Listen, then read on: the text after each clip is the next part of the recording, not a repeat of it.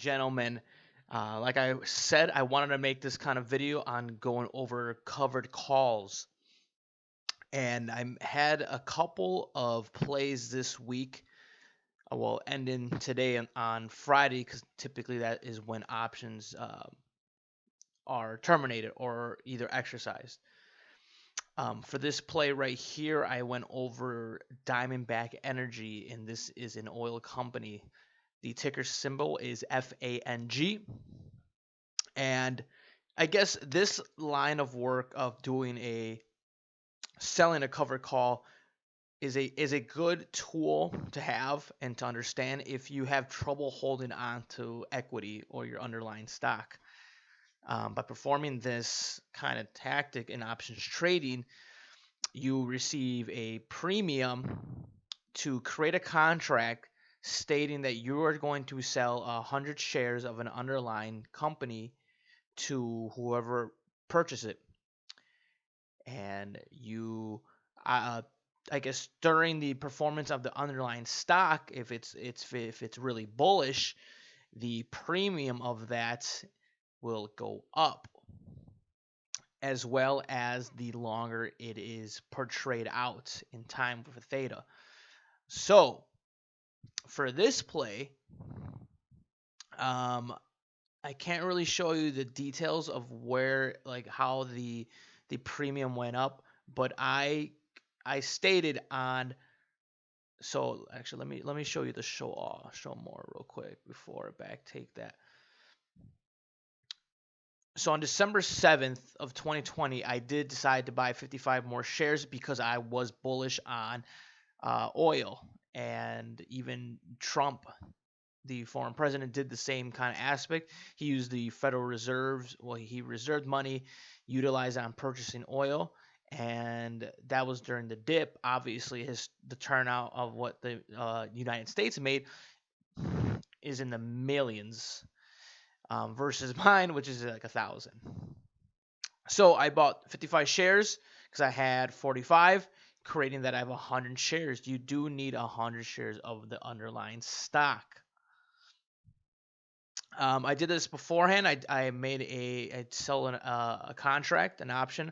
I was like, all right, at a $60 call strike, I would sell my equity on the expiration date of 12/18/2020.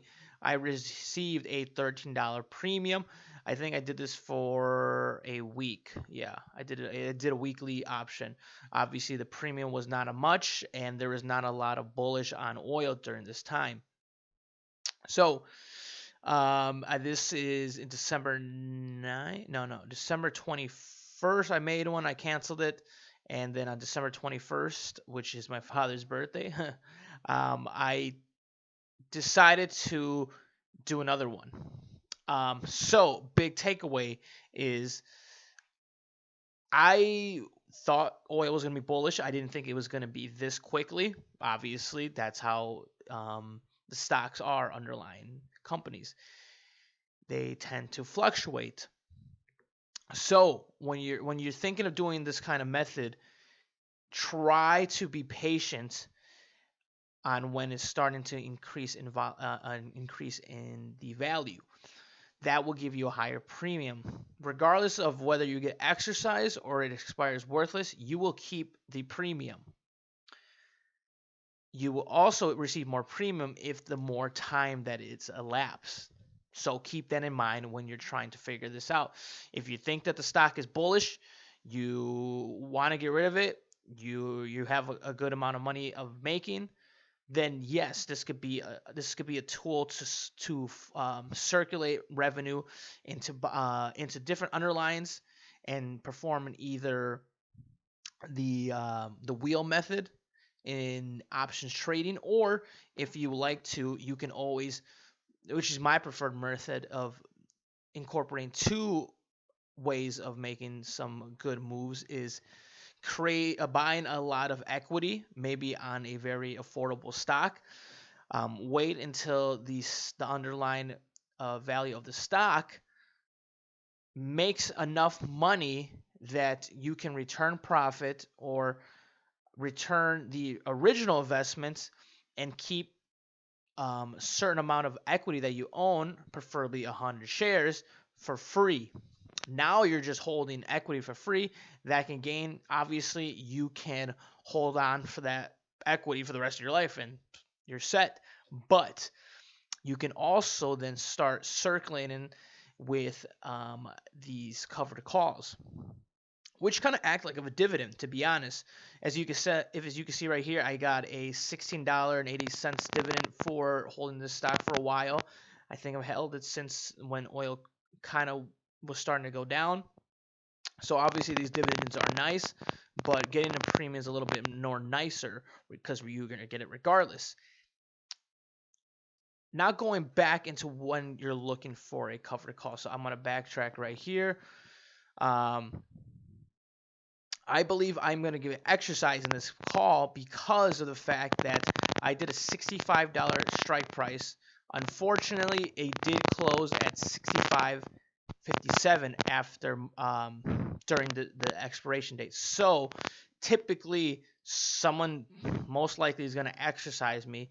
They are going to buy the stock from me at $65.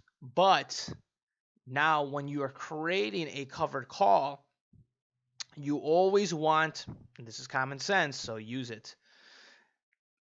You want it a higher price than your average cost. So obviously, I could have done it a little bit more higher with 70. So that's why big takeaway is wait until the stock is spiking up, going bullish. Give it a little bit more time and set a higher amount for that strike price. The higher amount, obviously the higher in return. So in my situation, I will pocket the $75 of premium regardless, but then also I will be netting $1,500. So the $1,500 is going to be from the amount that I will be creating from the average price of my $49.87 on the strike price of $65. So that pretty much covers it for covered calls. It's a really good strategy. It could be, I think it's a little bit more beneficial if a stock doesn't pay a dividend, nor you don't want it. In my case, a takeaway that I would love to do is maybe be a little bit more patient, hit that higher strike price. I didn't think it was going to get exercised that quickly, or someone was going to pick up my contracts. It happened. Someone did. I got the premium. But you just got to look at it this way. You're going to get a profit regardless. It just depends on how much. So that's the pro. The con is you can miss a lot of gain. So for an example, we're going to go back to the monthly chart of FANG right here real quick. On February 16th, it was at all-time, well, not at all-time highs, but a recent time high on a 70.63.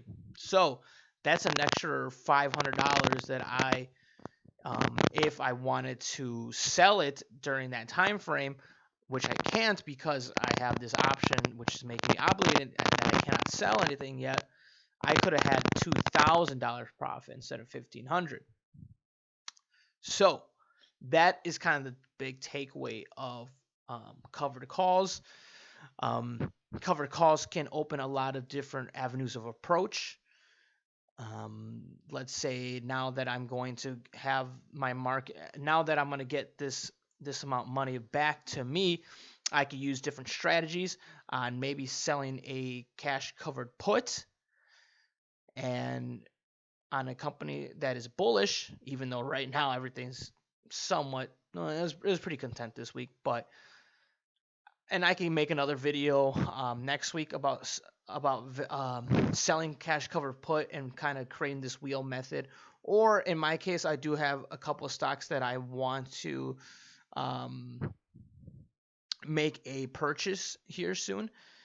I might just do a video of me actually doing that process. So it just depends on the time and creating the video. But like I said, I hope that does help.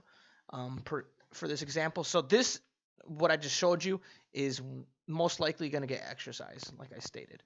But we're going to go back to, let's see, messages. No, we're going to go back to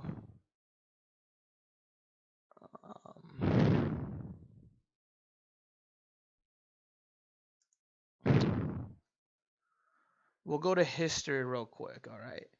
And now I'm going to show you. So I did this option right here that expired today was me selling a cash covered put for Rocket Mortgage at a $20 strike price. This expired, meaning that the share, the underline, did not reach $20, so it did not get exercised. So I kept the premium, which was, it doesn't even state, but it doesn't get exercised. I returned my $2,000 of collateral back to me, and I keep the premium of whatever it was. I can't recall at this time.